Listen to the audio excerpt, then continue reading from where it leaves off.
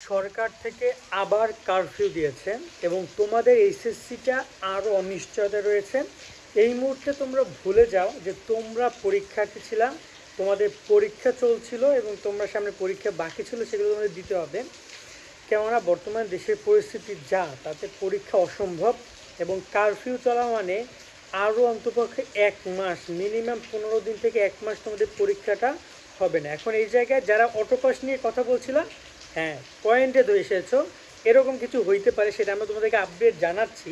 বোর্ডের কর্মকর্তা বা যারা আসে তাদের সাথে কথা বলতে, যেহেতু এখানে কারফিউ দিচ্ছে, কালকে থেকে পুরো সাধারণ ছুটি, সব বন্ধ।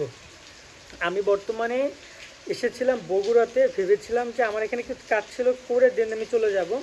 কিন্তু বগুড়াতে এসে আমি আজকে যা বগুড়ায় দেখলাম, তা আমার গা হাত পা কাঁপছে। ঢাকার থেকেও মারাত্মক অবস্থা হয়েছে আজকে বগুড়াতে এবং খুবই খারাপ পরিস্থিতি। কতজন কি হয়েছে না হয়েছে সেগুলো আমি জানি না, কারণ আমি ইন্টারনেট অতটা নেই। যতটুকু পারছি ওয়াইফাইতে গিয়ে ভিডিওটা আপলোড করছি, বাট ইন্টারনেট তো পুরোপুরি বন্ধ।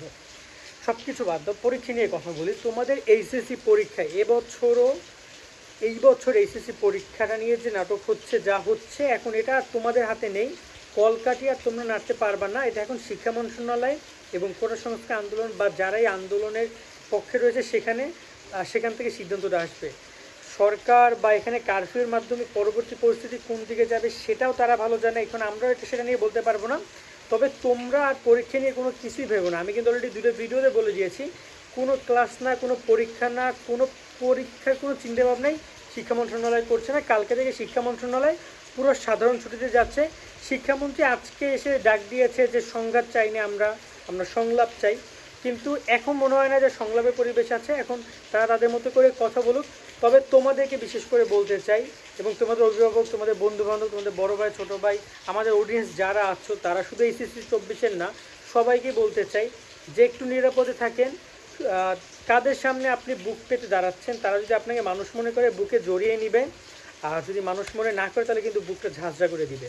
তো কার সামনে গিয়ে দাঁড়াচ্ছে সেটা মাথায় রাখতে হবে। নিরাপদে থাকাটা খুবই জরুরি। একটা জীবনের বিনিময়ে কিন্তু বলা যায় যে জীবনের বিনিময়ে আর কিছুই হয় না।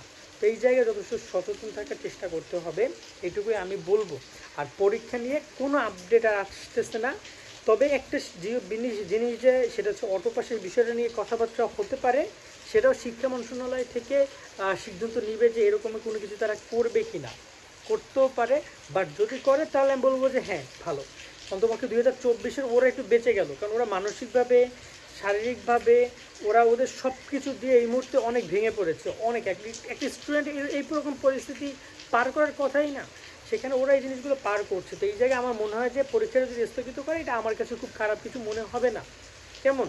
তো তোমরা যারা আছো একটু নিরাপদে থাকবা এবং চেষ্টা করবা স্বাভাবিক পরিবেশে স্বাভাবিক কিছু করার।